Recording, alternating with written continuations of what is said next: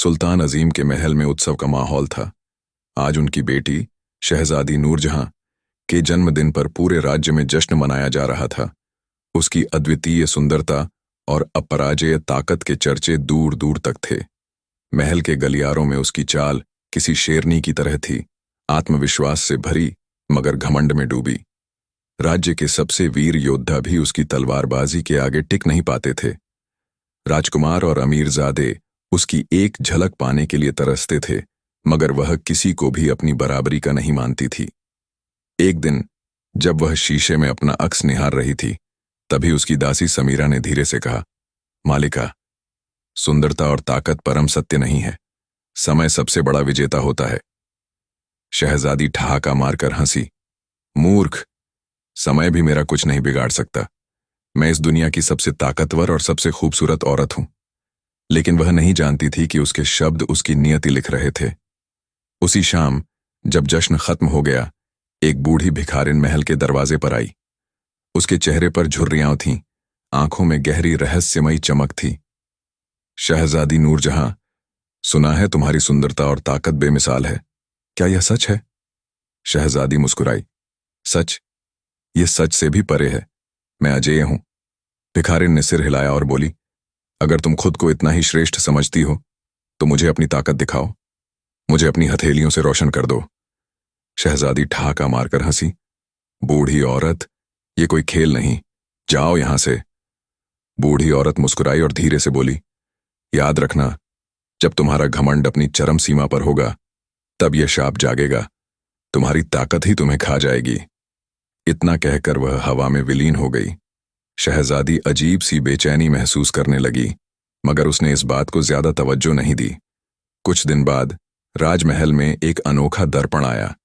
यह कोई साधारण दर्पण नहीं था, इसके भीतर अंधेरा हिलोरें ले रहा था, मानो यह जीवित हो।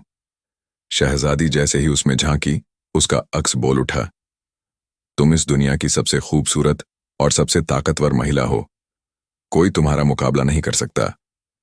अब वह हर रोज घंटों दर्पण के सामने खड़ी रहती, खुद की तारीफ सुनती और सोचती कि वह वाकई अमर और अजेय है। पर यह कोई साधारण दर्पण नहीं था। रात के समय जब महल में सन्नाटा होता तो दर्पण से रहस्यमयी फुसफुसाहटें आती, कभी किसी की हंसी, कभी किसी की चीख, मगर नूरजहां को सिर्फ अपनी सुंदरता दिखती थी। धीरे धीरे वह और निर्दयी हो गई। उसने बिना वजह सैनिकों को दंड देना शुरू कर दिया, अपनी दासियों को छोटी छोटी गलतियों पर कोड़े लगवाने लगी, अपने पिता सुल्तान अजीम की सलाह भी ठुकराने लगी। वह अब खुद को खुदा समझने लगी थी।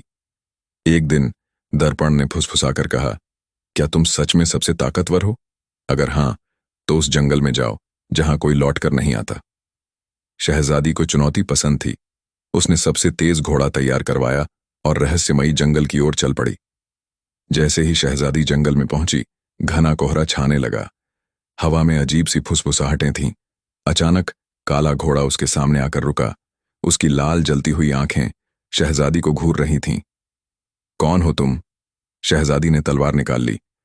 मैं तुम्हारा इंतजार कर रहा था, शहजादी। घोड़े के पीछे से एक रहस्यमयी शख्स प्रकट हुआ। शहजादी ने तलवार से उस पर वार किया, लेकिन तलवार उसके शरीर से आर पार निकल गई। वह धुएं में बदल गया और फिर से प्रकट हुआ। तुम मुझे नहीं हरा सकती, क्योंकि मैं तुम्हारे ही घमंड का साया हूं। जंगल अचानक बदलने लगा।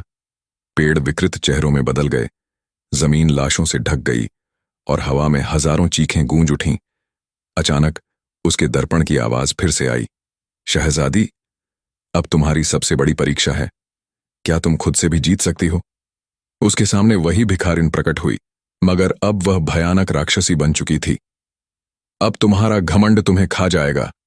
शहजादी ने जैसे ही तलवार उठाई, उसकी पूरी त्वचा पत्थर में बदलने लगी।